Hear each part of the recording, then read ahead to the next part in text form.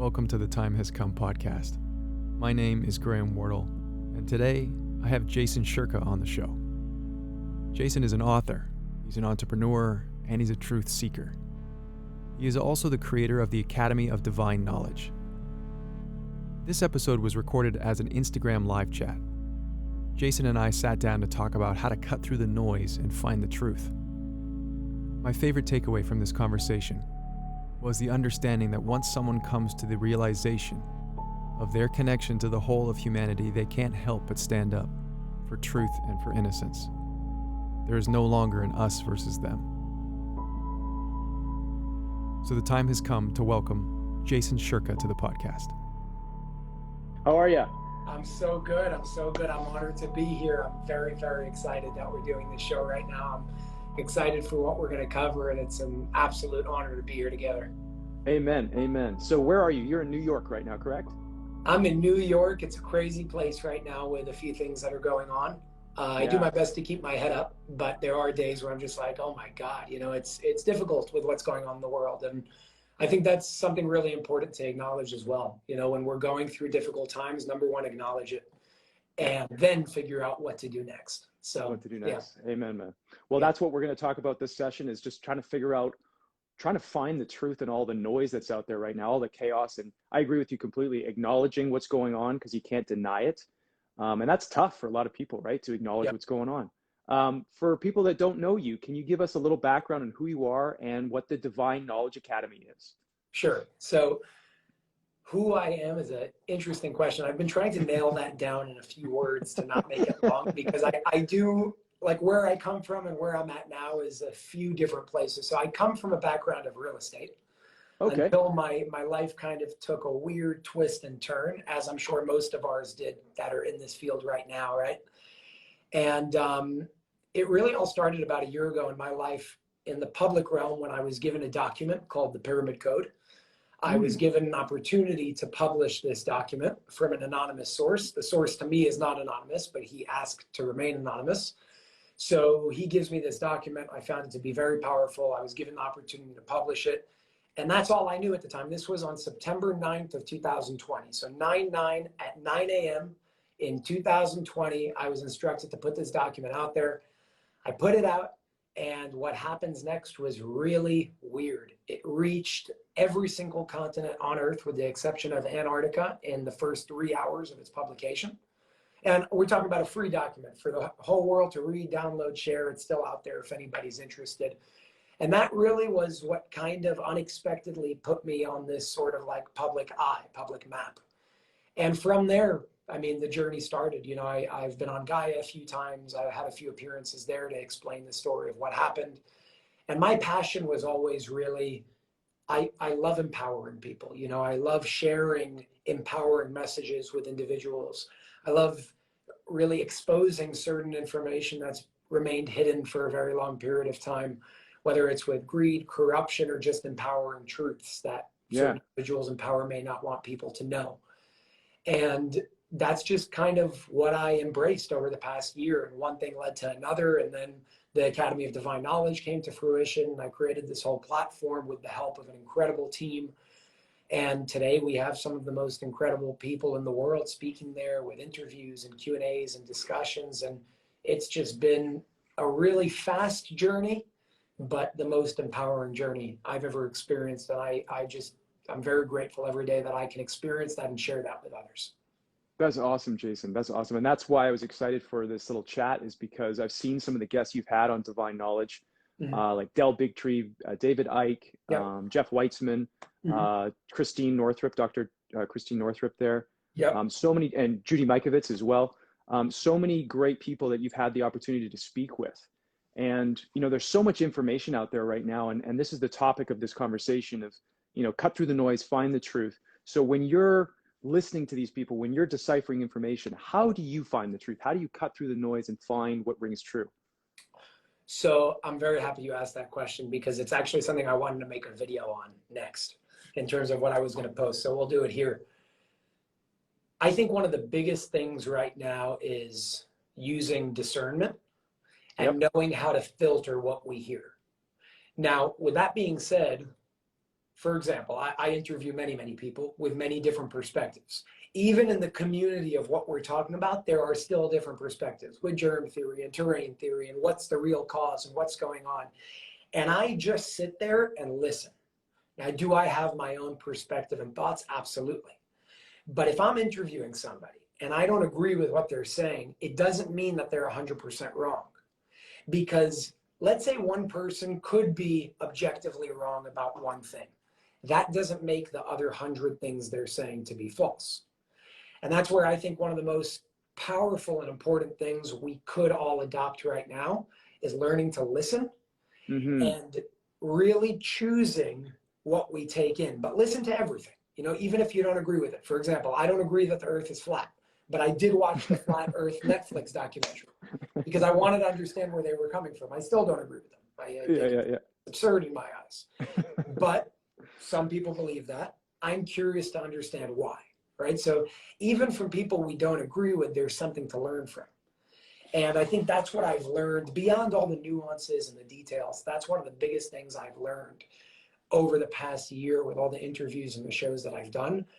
How do we listen to people without identifying with our own beliefs?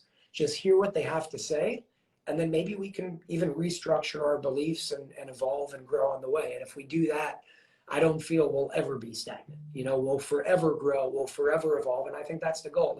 If you're the same person now than you were 10 years ago, I see that as a problem. You know, if I'm the same person today than I was a month ago, there hasn't been growth. With that, I think that in certain points, there are times of phases of our evolution where we have to remain in that spot for a period of time to really learn it, understand it, and when we exhaust it, we move. Yeah. And that's really, I would say on a level of like the lesson, that's what I've learned the most over the past year with everybody that I've interviewed. And then, so when you take these interviews away and you go home and you digest these things, how do you process truth?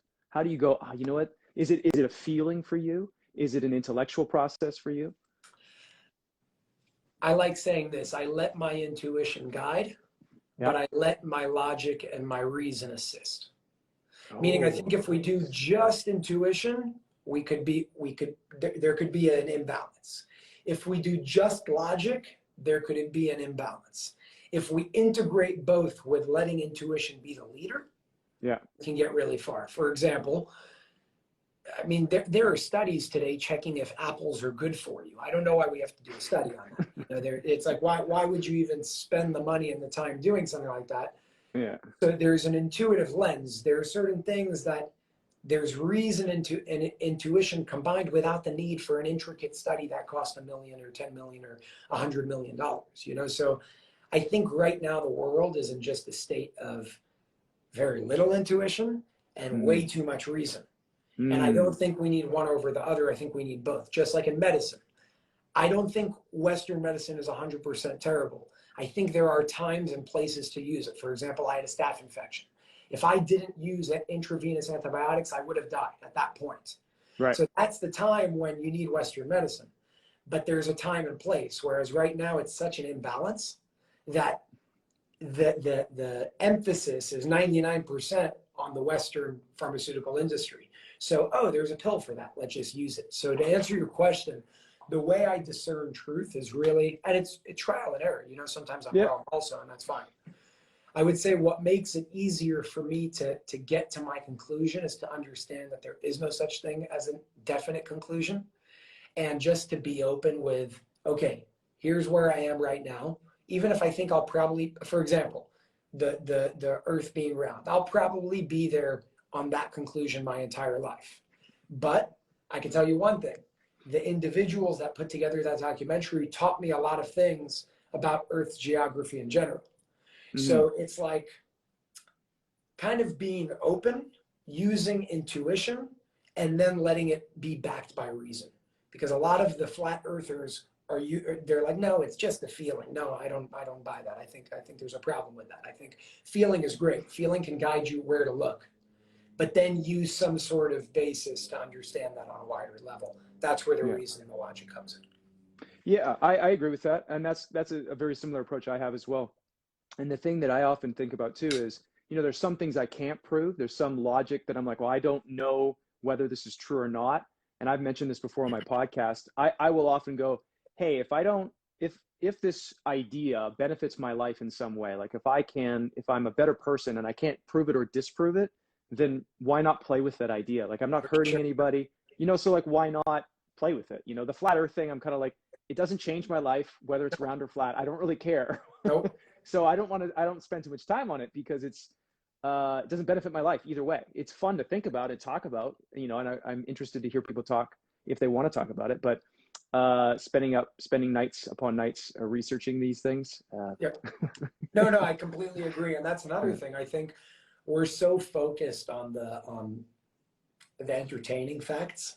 Yeah. Instead of the life-changing facts. Yeah. And that's what I think we have to start focusing on more.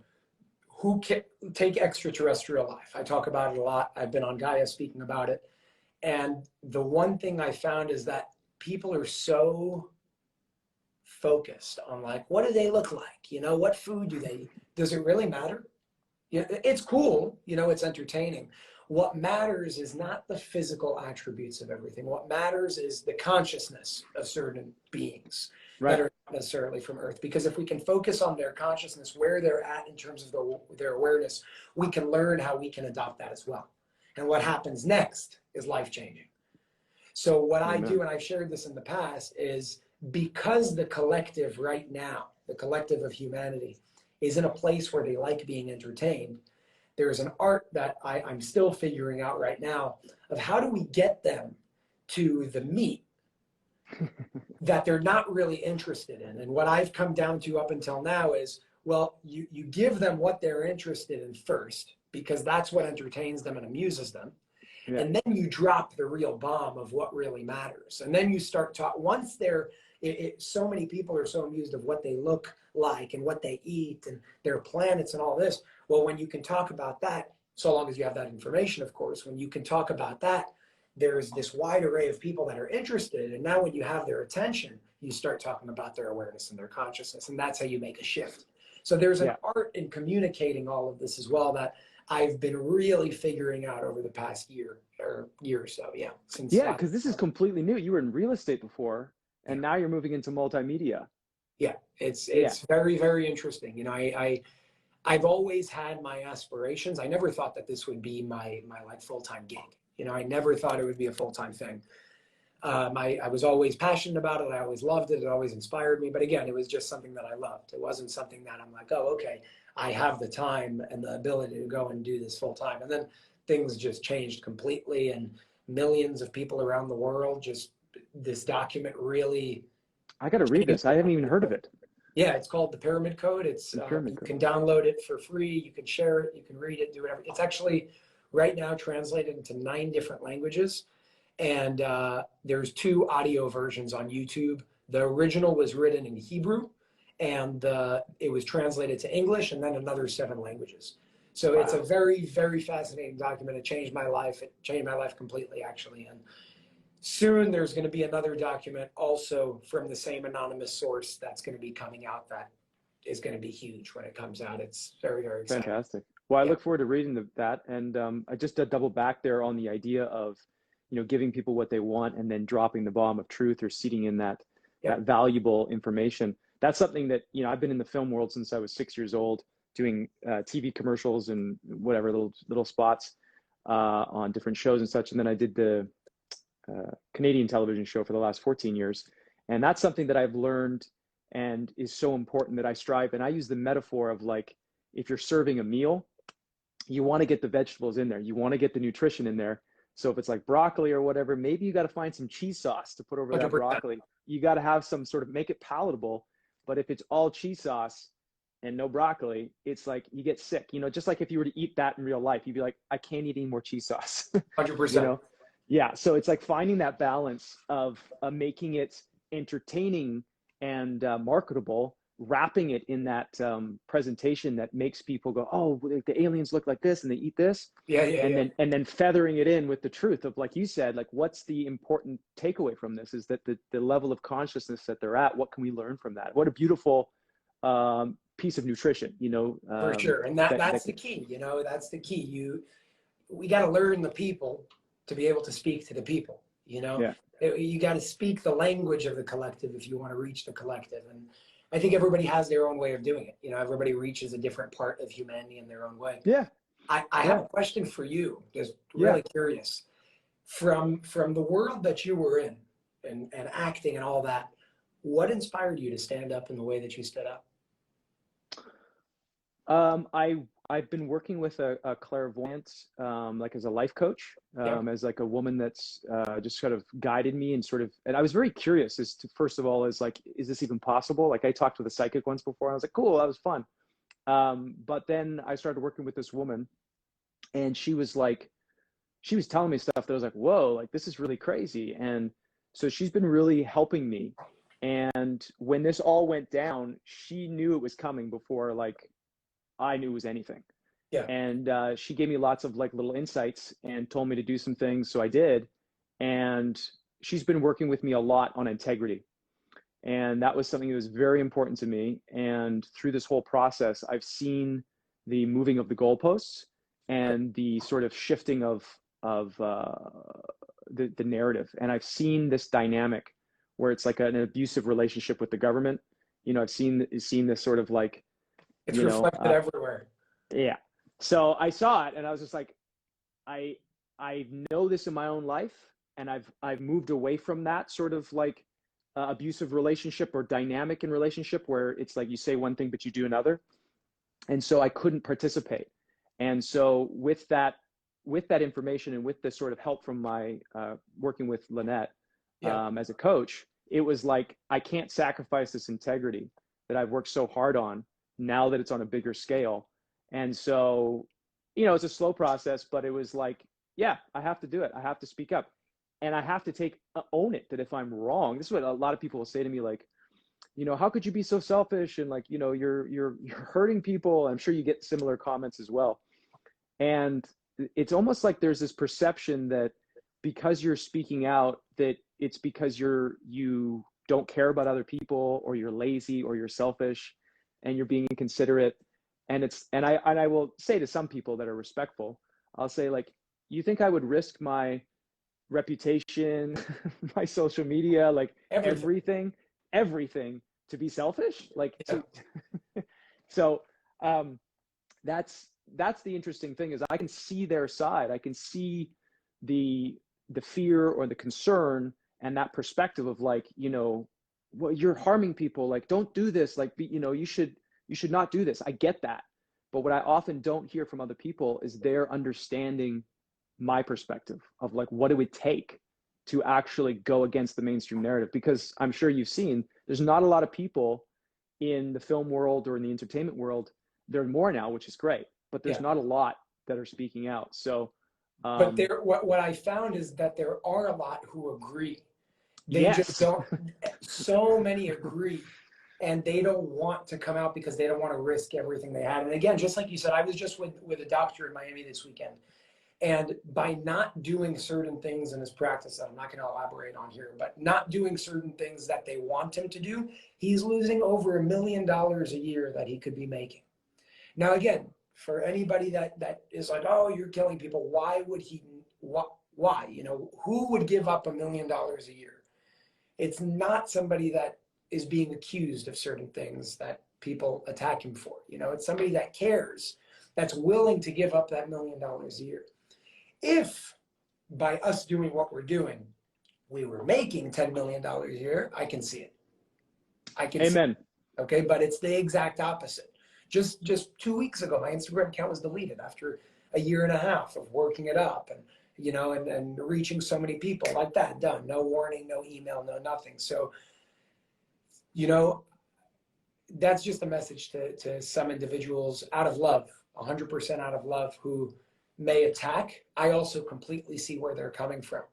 But to anybody that's listening that may be there, just ask yourself, like, why would people like us do that to risk so much? I didn't need to do any of this, by the way. I come from a real estate business that's flourishing. You know, I was doing great. By coming here, it was actually a very big inconvenience for me. It's a family business that I worked in.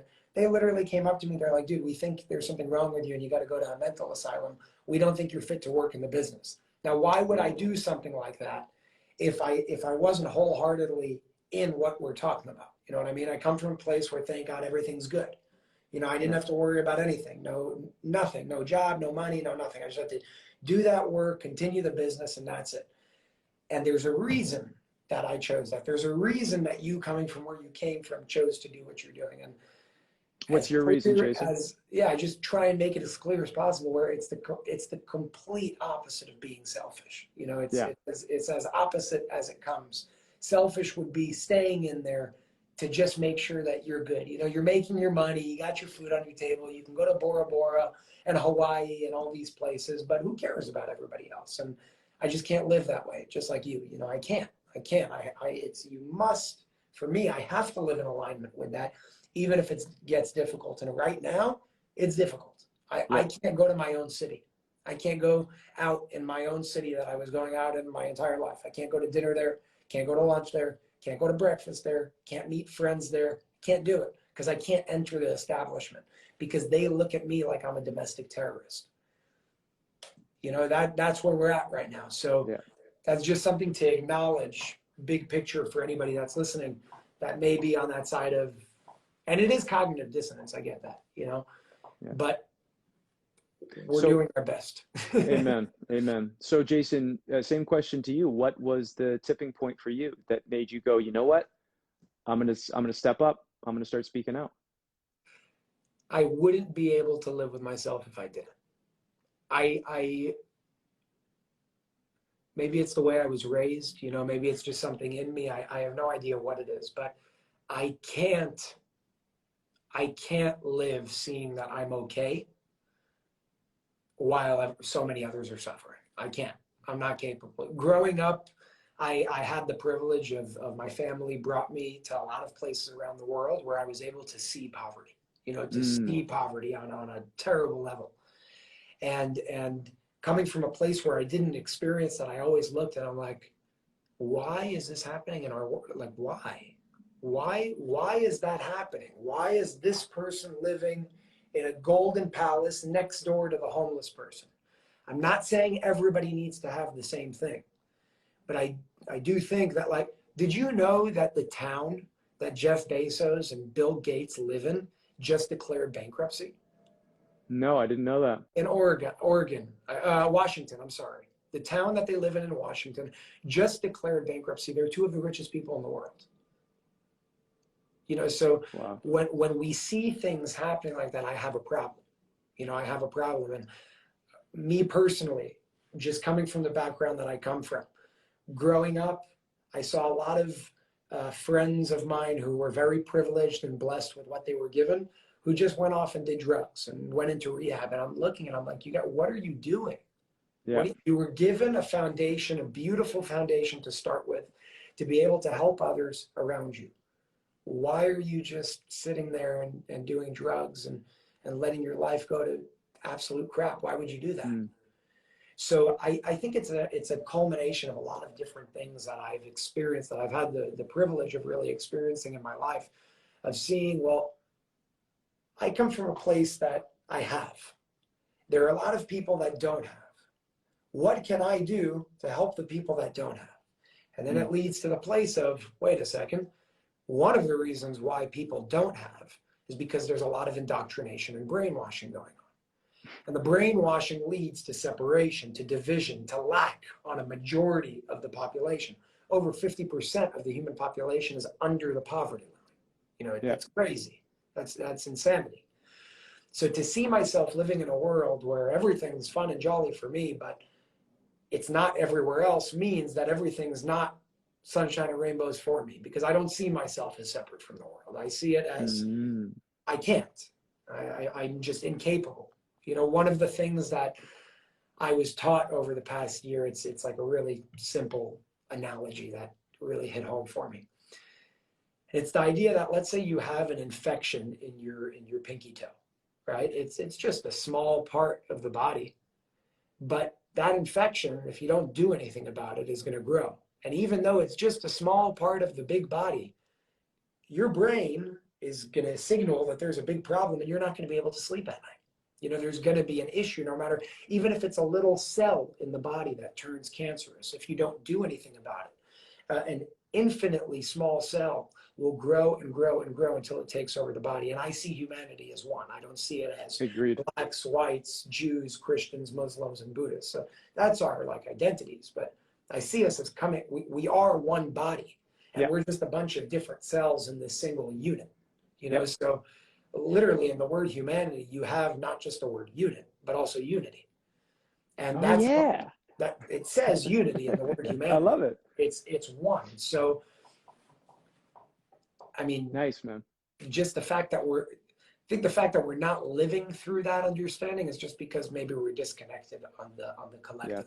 But we're one, you know, somebody's in pain, we're all in pain. Somebody's starving, you're starving. There's a problem. So that's where my motivation and inspiration comes from. Is this also where your courage comes from? Because it does take courage to speak out, risking your livelihood, risking everything, your comfortable life. Like you said, you come from that life. So where does that courage come from for you? Again, I don't want to bring kids to this world. Yeah, I don't want to bring kids to the world, and I don't have kids yet, but I don't want to bring kids to the world in the way that it is right now.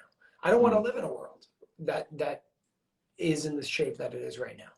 I was looking, I really wanted, just this past year has been so taxing on me that I'm like, you know what, maybe I should make a change in where I'm working from. And I really wanted to go to a place like Bali. It's a place, you can get a place that's cheap there, you can live, it's all good, go for a month. I wanted to go, you have to quarantine in a government facility for 8 days before you can enter the country in Bali. It's like, that's the world that we're living in, really?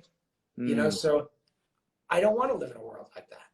So I'd rather fight trying to change it than submit and keep it the way it is, because it's not quality of life for me. You know, it's not quality of life for really anybody. And the people that are submitting, if that's your choice, that's fine. But we can't do much. You know, even if you could travel, you still have to show 1,000 different pieces of paper and documents. And what happens down the line if we continue with that, and then the person that's submitting today, suddenly the government passes their threshold as well? Well, it's too late because we submit. You know, so that's really where all of it comes from. And I don't even call it courage. I call it an obligation.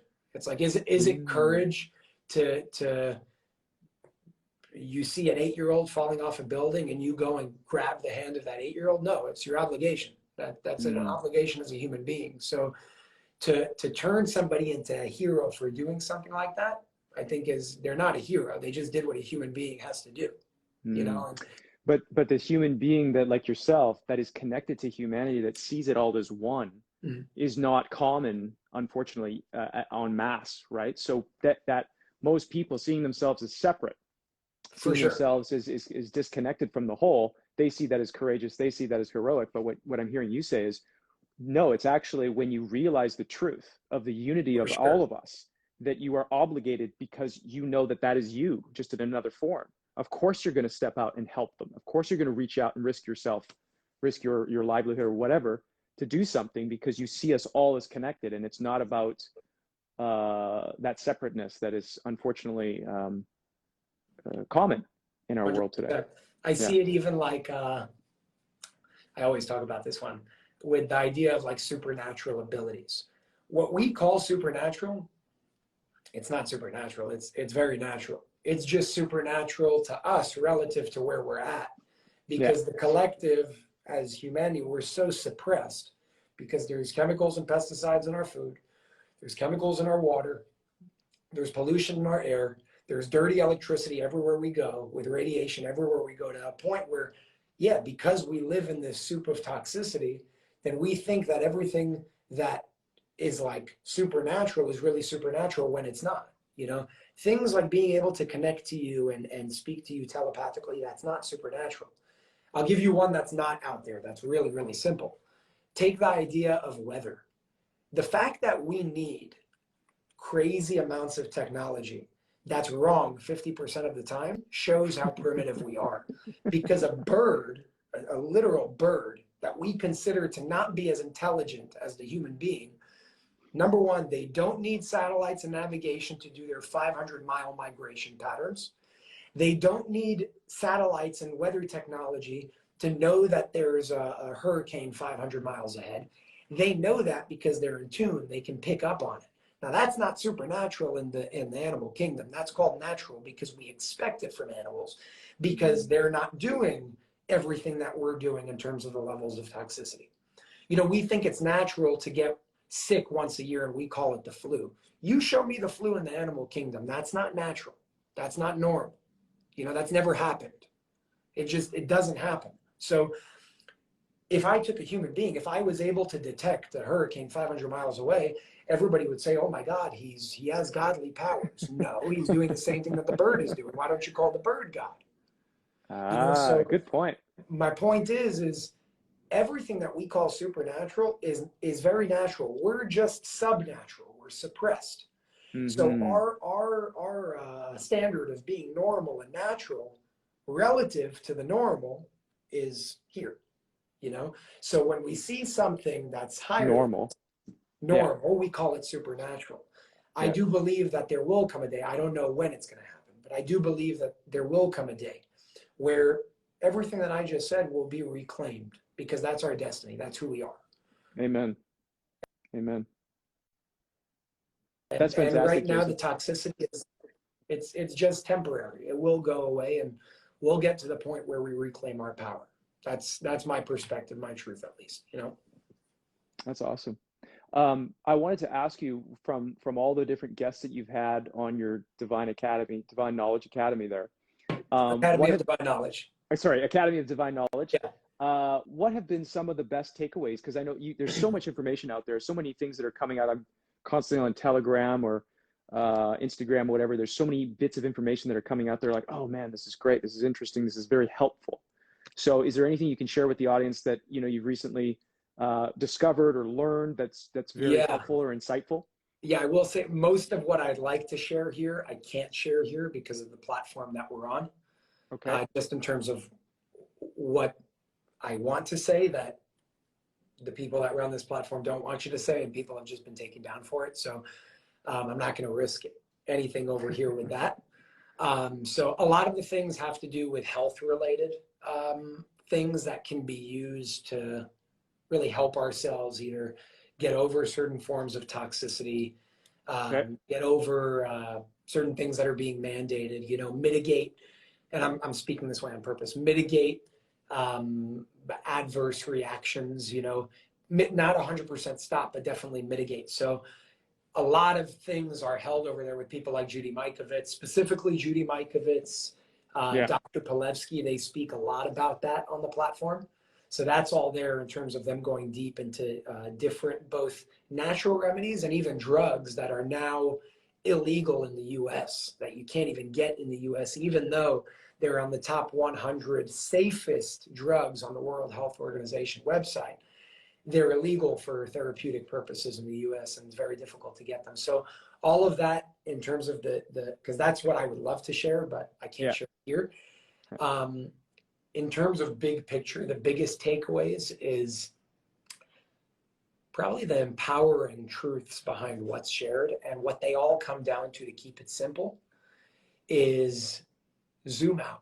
You know, zoom out for a second. You know, we're all in this picture of, and even myself, you know, myself included, I get lost in the chaos sometimes, and this live is called Cut the Noise for a purpose. Because ultimately there's so much noise, you know, there's so much fear, there's so much, oh my God, we're going crazy. What are we going to do next? How am I going to send my child to school? How am I going to keep my job? What am I going to do next? You know, and that's one frame of thought. That's one timeline. But there are infinite timelines that we can tune into through our beliefs. And if we zoom out of our timeline and we say, wait a second, okay, this isn't working right now. You know, this isn't working for me. And I'm drawing the line in the sand right now. I'm not going to do certain things just because certain businesses and organizations and people want me to. I'm going to stick to what's true to me and then live my life accordingly. So when we stay zoomed in, well, we say, well, I'm going to lose my job. When we zoom out, we say, wait a second, there might be another one. You know, when we zoom in and we stay zoomed in, we say, wait a second, my kids aren't going to be able to go to school. When we zoom out, well, maybe there's another reality, there's another timeline, there's another opportunity where there are other people in your town, in your city, in your community that feel the same way, and you can start a homeschool. There is always an alternative. You just need to look for that alternative instead of allowing people to instill so much fear into you that you stay in that same reality always and forever. There's no need to. And there's an element of faith and I would say, yeah, it's faith to zoom out, because when you're zoomed in so much and that fear is surrounding you, it's like, it's really hard to zoom out. It's really hard to break free from that. And it's like, well, I don't see anything right now. I don't know what else to do. It's like, from what I've learned, is that there's an element of faith, of trusting in a higher power and trusting in an alternate timeline. And then when you do that, when you have that faith, it's just like that scene from Indiana Jones and many other movies, like the Gandalf's Bridge thing, where a way is made for you. Yes. There is a path that shows up, but you need to have the courage. You need to be in your heart, and you need to trust. And then there it is. That is the story of my life, of what has happened over the past year. Nothing that has happened in my personal life makes sense. Nothing. In terms of the speed of success, the speed of reaching people, the speed of being able to stand on my feet, even after leaving a business that I was a part of and having a salary from and all that, it happened in days. I'm serious, in literal days, that people around, even myself, I'm like, is this, like, am I dreaming? How is this possible? How is this possible? And what it really comes down to is exactly what you just said. If you're in alignment with your truth, if you're in alignment with something that is service to others, you will succeed, because that's the flow of the universe. You know, the flow of the universe is abundance. If you step into that flow, you will experience abundance in anything you do. Absolutely, always and forever. But we have to have that trust, like you said, and that faith and that undoubted knowingness and belief that if we step there, everything is going to work out. If we hold that, everything's going to align according to what we're holding. You know, and that is one of the most empowering things that I've found over the past year. I look back, and every time I want to take things to the next level, I'm still a human with my programming. So I'm like, oh my God, you know, I don't know if I want to do that. That's crazy. And I'm like, no, let go. Go for it. Run. And everybody tells me I'm crazy every single time. And after I do it, they look and they're like, you did it. I don't have words either. I'm in shock, because it's not me doing it. That's another thing. We're all tools, right? We're all tools to do this. We all came here for a purpose. We're all pieces of a puzzle. And that's it. And if we, number one, acknowledge that, that's not to belittle us. That's actually to empower us. You know, when we understand that we're all one, suddenly we become that much stronger. We understand that we have a role. We came here to do something. That's it. Now do it. And when we do it through that level of even like that humility with a level of understanding, it's not me, you know, I'm just a tool. I'm a soldier. I'm a messenger. I'm executing something. But there is a higher power here that I'm also a part of. That we're all a part of. There's a higher power that's flowing through us that's doing this. We're just the mediums that it flows through, and we execute beautiful things, but we have to stay in that flow to be able to do it. And why wouldn't you trust something like that? You know, you don't have to trust a flower to bloom. The flower is going to bloom because that's what the flower does. You know, it's not a miracle when the flower blooms. It's not a miracle when the tree grows. It's just the way things work, because those are the laws of creation. So why would it be a miracle if you're in flow and you succeed? It's the equivalent of the flower blooming. It's Beautifully the equivalent said. of the tree growing. You know, it's the equivalent of everything in nature just being. Yeah. Because if we're in that state of being, it's over. Yes. And with that comes what I have found, I'm sure you probably found something similar, is that in that process of surrender, in that process of faith, that you will be false belief systems, insecurities, things that you need to grow through will present themselves. And that's the inner work. That's the real simple stuff, but very difficult stuff sometimes, to release those false beliefs, to release those insecurities, and still trust and still have faith and move through it. And then, there's your opportunity. There's your bloom. There's the nature that comes forth, and life feeds life, you know? 100%. And I think that's actually one of the if we can hold what was just said, in our consciousness always, dude, it changes everything. Amen. Just look at nature. Look at nature again. The flower does not need a miracle to bloom. It will bloom. You know, the tree will grow. Everything will work because it's in that state of being. You enter that state of being, you follow what the flower does. You follow what the tree does. You will grow because that's your destiny. Mm-hmm. You will grow because that's what you're meant to do. You just have to not get in the way. Just like healing with the body, by the way. We're so programmed to think that it's us doing everything that we've created this whole industry of toxic drugs to get in the way of the body healing itself. The body heals itself. That's what it does. It always tries to remain in a state of homeostasis, in a state of balance. There's a reason why animals stop eating when they're sick.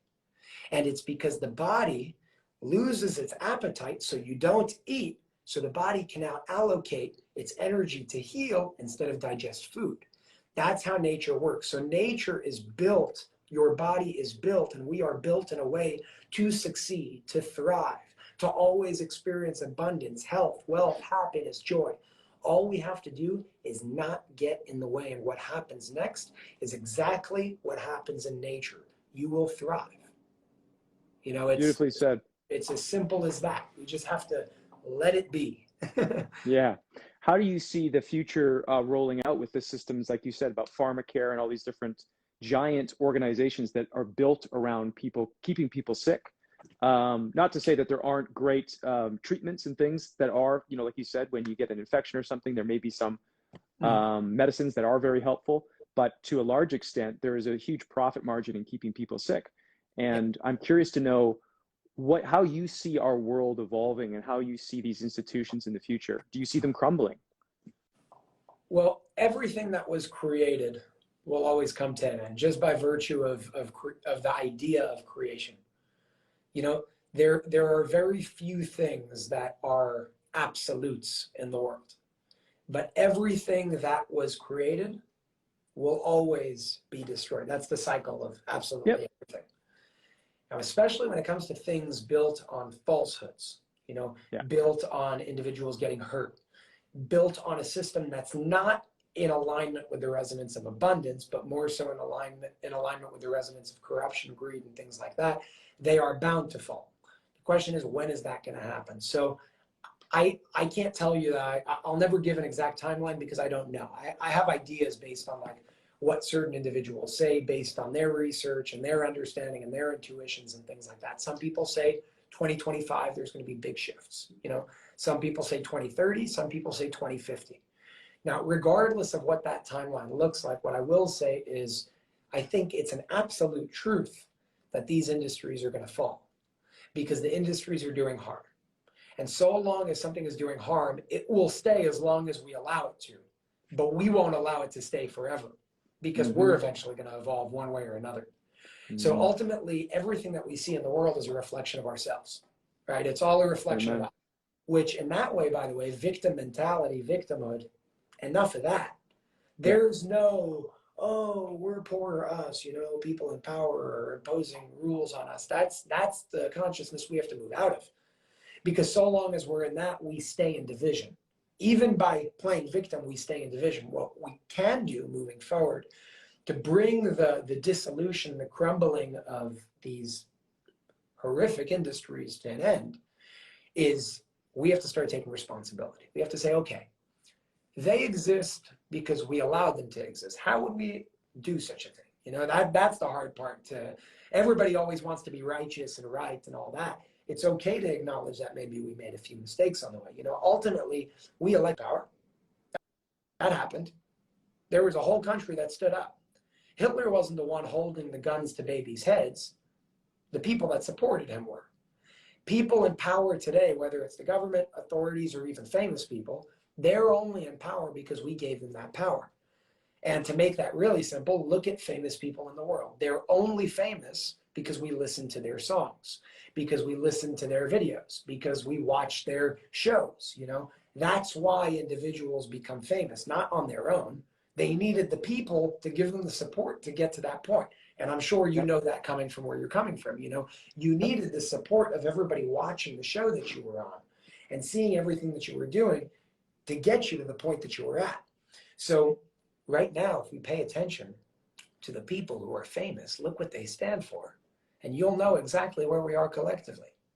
The fact that every big song in the world talks about raping, murdering, killing, doing drugs, it's not them. It's us that we want to listen to that. The fact that the collective is in a resonance with that shows us where we're at, you know? Mm-hmm. It's personally, it's difficult for me to hear a song with every other word being some sort of just vulgar thing. And I used to, I was there, you know, and then I'm like, oh, I don't like this, you know? So it's, I think the biggest thing we have to do is really take accountability. We take responsibility for saying, okay, everything we're seeing in the world, as horrifying as it is, it's a reflection of ourselves. We change ourselves, we change the reflection. We change ourselves, we change the world. We change internally, the external reflection will be a completely different reality. You know, and what I'm saying isn't even, this isn't some philosophy here. It's a fact. You know, the people in power today, they're in power because we elected them. Famous people are famous because we give them the support. Those are facts. That's not Jason's opinion. That's just how the world works today. So I think when we can start acknowledging that as a truth, we say, okay, well, what can we do differently on the personal level, on the individual level, to change the collective level? And when we start taking that form of responsibility and accountability, I think it will change everything. Now, when that's going to happen, I don't know. All I can say is that's what I believe needs to happen to have these industries crumble, because they need us to buy their products. You know, that's the only reason why they're in business. They will not be in business if we didn't buy their products. It just won't happen. They need our support. Buying the products, attention, like you said, watching their videos, and time, mental time too, like what we're focusing on, right? Like it's so important to understand that, you know, money is voting, you know, in a way. It's like you're feeding that system, watching those movies, talking about these things. Mm-hmm. And I think I love what you said, and it's something that I share as well, where it's like, if I'm watching something or I'm, you know, there's music playing or whatever, I'm like, I don't feel good.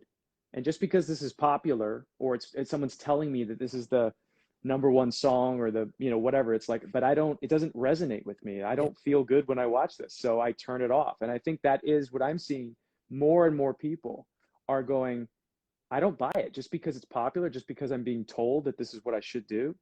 Mm-hmm. So I agree with you there. I don't see a timeline specifically either, but I do see it crumbling because the foundation isn't sustainable. It can't be.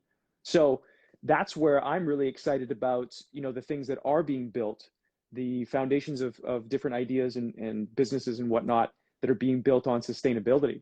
That it's like, oh, wow, what an opportunity that we all have to take responsibility for our lives, to take responsibility for our purchases, and also to build things that are sustainable. 100%. That come from your perspective of that we're all connected here. Yep. So, you know, like that is the flip side that I think is really empowering, and that we can cut through all this noise of all this fear and like, oh my God, the world's going to end. And it's like, what's the truth in this? Like there is great potential here for each and every one of us to cut out the toxins physically and also mentally and spiritually, mm-hmm. and align ourselves with a future that we want to create, that's sustainable, that's helpful, that's contributing to others. And that's exciting. And that's something that it's so really exciting. Hard. It's so exciting. That's what really inspired me to build the Academy of Divine Knowledge in the way that it was. I told people from the beginning, my ultimate goal was, money is not the root of all evil. How you use it is the root of all evil, right? So that's the way I see it, at least. So I said, okay, well, we obviously need tons of money to be able to fund very big projects to change the world, because ultimately the people in power right now, they're using tons of money for malicious purposes. Imagine we use tons of money for incredible purposes. We could do beautiful things. You know, the problem is the billionaires, they're on that side. They're part of that whole system of, and there are some that aren't. There are very few of them, but there are a few who are not, you know, and they're doing incredible things with the money that they've made, that they've acquired, and the blessings that they've received throughout their lives. So when I was kind of thinking of how can I sort of give back to the world? In what way can we do that? Well, I had a lot of ideas. I'm like, well, maybe we can start a nonprofit, but I don't know, because then we'll have a few big donors that everybody is sort of riding on for a change. And my perspective is, as we shared earlier, if we want to make a change in the collective, we have to do it collectively. So how can we create some sort of something where everybody can be a part of energetically through contributions and things like that, that is now going to be allocated to bigger purposes, to be able to make a bigger shift in the world.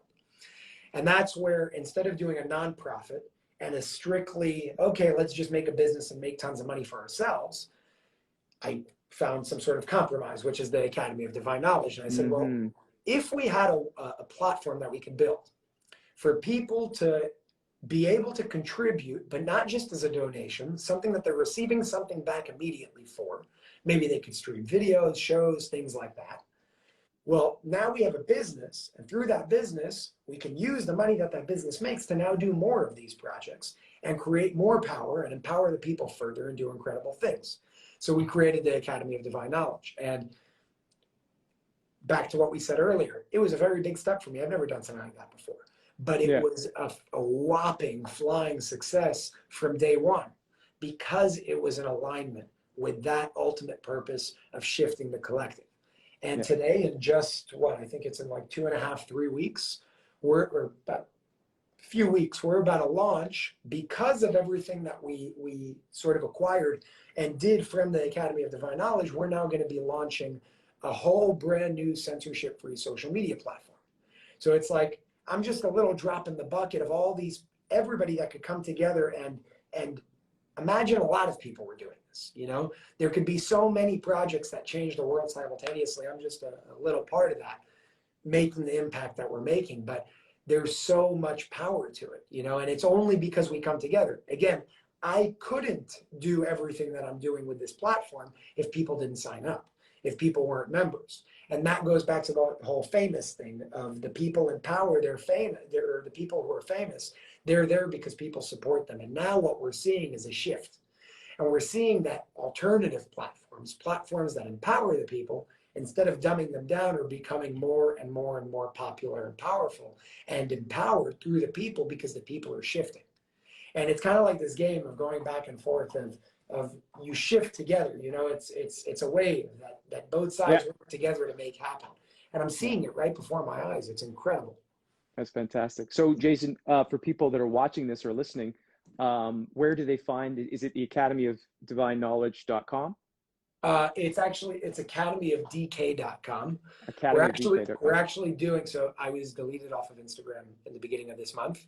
And in just like a period of like 2 weeks, half of my following came back, which was really quick because it took me a long time to build that. Fantastic. So just as like my token of gratitude, for the next few days, today's the 27th, up until October 1st, whoever signs up is going to be put into like this giveaway raffle. And we're giving away 20 free lifetime memberships. So that means like you're just a part of you're a member forever at no cost to you. And that was just like my gift to everybody, to say thank you for just the support and the love that. That's awesome, Jason. So it's actually right here. I can show you. I have it up on my computer. Okay. Look this. This is the actual platform. It's Academy of Divine Knowledge. Academyofdk.com is right there. And awesome. For anybody that wants to check out our like free library as well, we have a big library with a bunch of things with Judy Mikovits and Clay Clark, Michael Jaco, two-part documentary that I did with Dr. Pilevsky, David Icke, Robert F. Kennedy Jr. So we have a lot of awesome things here. And then in the actual Academy itself, there's tons of content. We're at like a few hundred releases right now, with a new release every single day almost. We're just incredible things, from meditations to live shows, Q&As. Tomorrow I'm doing a live guided meditation of healing your inner child to really just change things. Tomorrow morning at 10 a.m. So that's going to be awesome. On this Instagram channel that you're on here? On the Academy. That's all. On the Academy. Academy, yeah. Academyofdk.com. So I do my best to kind of share on both. This is where I put most of my attention, on the Academy itself. Yeah. But in general, I do like a monthly global meditation on Instagram and YouTube every month. So on 10/10 is our next one. We do 10/10, 11/11, 12/12, 1/1, and things like that. And if you want to join anytime for those awesome big global meditations, I'd love for you to come on as well. Awesome, Jason. Yeah. So 10/10. You said 10 o'clock tomorrow.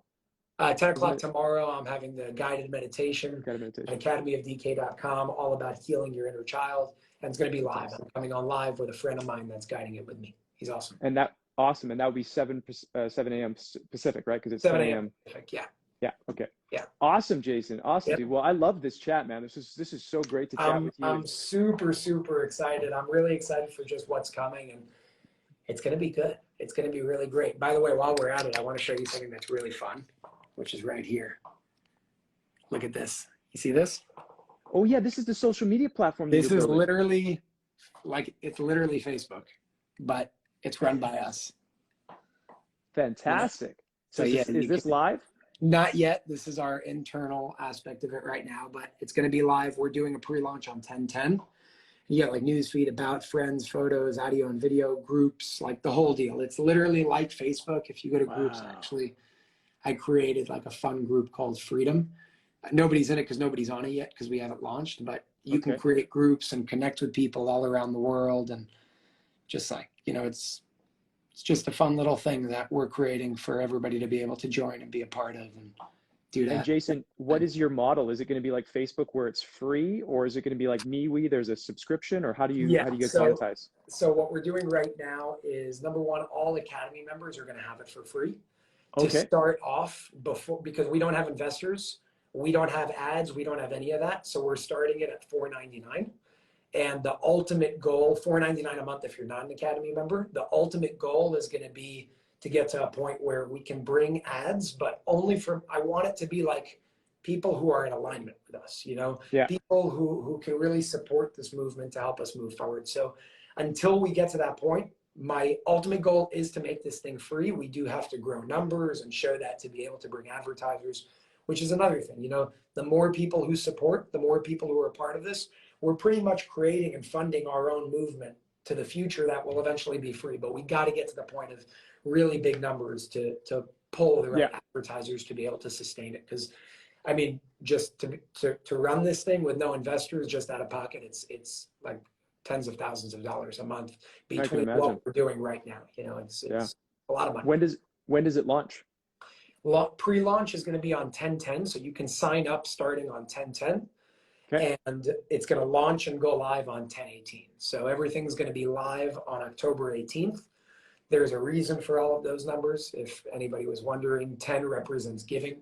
So 10/10 represents just an emphasis on giving and giving back. And 10/18 represents giving life. And we see it as giving life to a new platform, to a new movement, to a new world. So it's all really calculated in terms of the numerology and everything. How we create it. Yeah. So fantastic, Jason. Yeah. Awesome, man. All the best with that. I'll hop on 10/10 there and sign up and get my registration. I'm really looking forward to it. And again, it's the beginning of something beautiful. This is one of the things that people are like, no, there's so many people doing it. You're not going to be able to. And I'm just like, no, we all have to do it. Everybody has to do it. And whatever happens, happens. But it's just be in alignment and run with it. Amen. I got a question for you. This is something I asked my guests on my podcast, and maybe I throw this interview up on my podcast channel if you're okay with it. Sure. But I wanted to ask you a question that I always ask all my guests on the podcast, which is, it's this fun question about like a magic painting. And so I created this on set when I was bored one day, just sitting around waiting for the camera setup. And it goes like this. If Jason had a painting on his wall that anytime you looked at that painting, you could feel any type of feeling you wanted to feel to whatever degree you wanted to feel it, what feeling would you choose and what would your painting look like? Could be abstract, it could be an actual scene. What would you choose? That's interesting. On the abstract level, I would probably just choose white. Okay. Meaning literally white. On the form, I would probably choose an elephant. Okay. And what's the feeling that you would want to feel whenever you looked at that? Humble power. Whoa. Yeah, that's how I see an elephant. I see an elephant being, they eat grass, they move slow. Unless they have to move fast, they move slow. They're grand and you can play with them. But they can also, they could do, I mean, they're powerful. They're very powerful. And you look at them and they're just like, they're gods. Wow. You know, I see them, the lion could be the king of the jungle. I see the elephants as the gods of the jungle. That's the way I see it. So elephant would be a big one for me. Awesome, dude. Now, if someone's never felt that, you said it was humble power. Is that how you described it? Yes. If someone's never felt that in their body before, what that feels like, how would you explain it to them? I'm going to ask you a question in return. You're going to understand why. Okay. But then I'm going to answer your question. So it's difficult to answer that clearly because it's almost like trying to describe a color to somebody who's blind. How do you tell them what red looks like if they've never seen a color? But if I had to do my best, I just wanted to preface with that. If I had to do my best, because I think everybody's experience of that is different. My experience of that is almost like anything can happen to me and I'm going to be okay. You know, like, yeah. Beautiful, dude. Anything can happen and I'm going to be okay. I went skydiving once, jumped out of the plane. Before I jumped out of the plane, I accepted my death. And when you do that for me, on my way down, I was no longer, oh my God, is the parachute going to open? I was just in it. And anything could happen. And if I hit the ground and I don't make it, I hit the ground and I don't make it. And if I don't hit the ground and I'm all good and I'm alive, that's cool too. And when we can, on a personal level, when I detach from the need of something and just know that anything can happen and I'm going to be okay, the I not being my body, but more so my awareness, I think that's the best definition of feeling that I can give to humble power of, you know, come at me, everything's going to be fine. I'll still smile and love you. Jason, that's fantastic, man. Thank you for sharing that. Yeah. I love asking people this question because as you explain it, as you share this, I'm like, dude, I love that feeling. I want that painting on my wall.